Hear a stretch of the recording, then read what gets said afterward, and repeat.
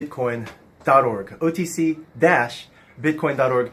Korea is now banning, well, options trading, and Korea is banning ICOs. What does that mean for NEO? What does that mean for Ethereum? I mean, Vitalik was just here in Korea, right? Is it bearish? The answer in a second. Actually, let's just do the answer right now. No, it's not. Because all things equal, all things are equal. I mean, think about it. If Korea just said, hey, no, you can't do ICOs for NEO, but you can do ICOs for Ethereum, then it'd be pretty darn bearish for NEO, right? But it's just all things are equal. And besides, America's doing the same thing. Russia looks like it's doing the same thing. Japan definitely doing, well, Japan has a really heavy margin culture.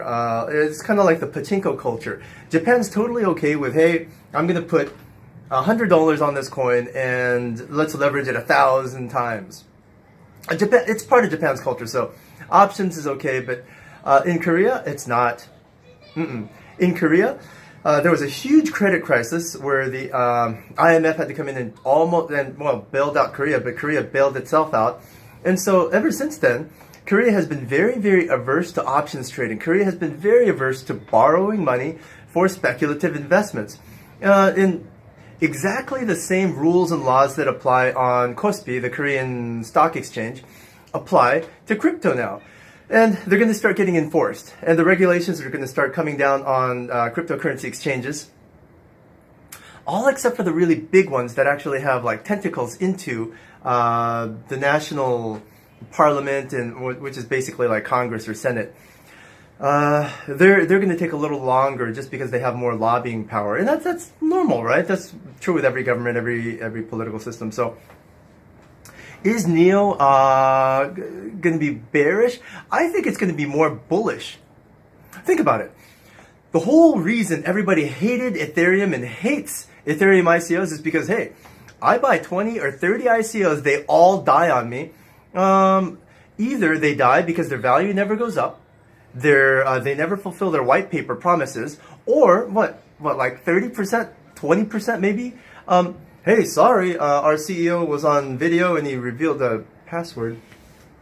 Just double checking to see none of my passwords are visible. Okay, so yeah, and we got hacked. And then the next thing you know, the CEO disappears and there's a photo of him on an island next to Richard Branson's island. So, I mean, these ICOs are super, super sketchy. You don't even know who they are, what their background is. And suddenly there's been a hack and all your Ethereum disappears.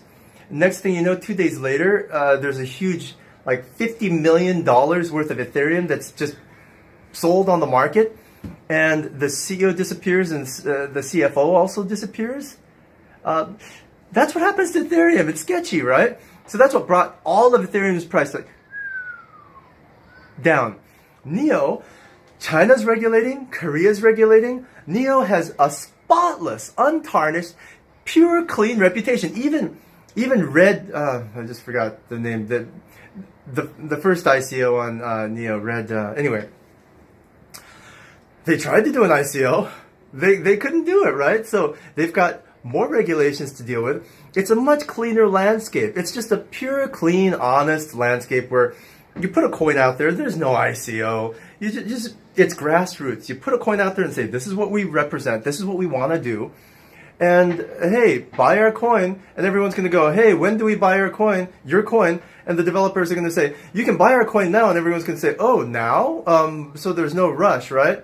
And then the developers can say, well, there is a rush. The price is going to go up. And then everyone's going to say, well, why would the price go up if there's no rush? And then the developer is going to say, well, because our white paper is really, really exciting. And our white paper is one of a kind and we have no competition. That's what developers say, right? This is what they're going to say. And then you're going to say, okay, let me see your white paper. Okay, you've got 19 points along this timeline. How many of them have you accomplished? And the developer is going to say, oh, well, we launched. And then you're going to say, oh, okay, well, talk to me after you accomplish 5 more points on your white paper, maybe 3 months from now, 6 months from now. That's what you're going to say. And so developers are actually going to have to actually work. Developers are going to actually have to work their asses off to earn your money. Because there's no fixed point in time like a quinceañera, or like every culture has one of these things to where, hey, if you're 16, all of a sudden you can go start dating. If you're 21, now you can start drinking or smoking something. So suddenly there's this huge buildup, right? There's this huge psychological buildup that says, hey, until this age, I can't drink, I can't smoke, I can't drive, I can't have sex, I can't, whatever. And so there's this massive buildup, and poof, there's this FOMO that happens, and then there's this, that's not going to happen with Neo. Like is happening with Ethereum, and has happened with Ethereum, and also won't happen with Ethereum anymore. So think about it. Ethereum, regulated after rowdiness. Neo, regulated before anything happened. Neo, regulated before any kind of incident or issue or any. Has anybody on have there been any ICOs or any coins on the Neo blockchain that have been hacked? Think about that for a second. And then regulations step in, and Neo's got one of the world's best law firms, legal teams, in China, Korea, Japan, and America, and Russia. I mean, is Neo bullish?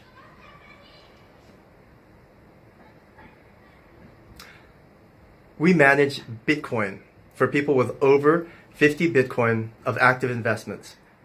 We grow your Bitcoin, and we protect your Bitcoin. You can contact us at otc-bitcoin.org. If you want signals, 24 hours a day from our 7 analysts now from around the world, we'll give you buy and sell signals. And you don't have to have, there's two different groups for people with under 10 Bitcoin and people with over 10 Bitcoin. We give you different signals, different frequencies, and different buy and sell targets. 24 hours a day with 7 super brilliant genius analysts all over the world.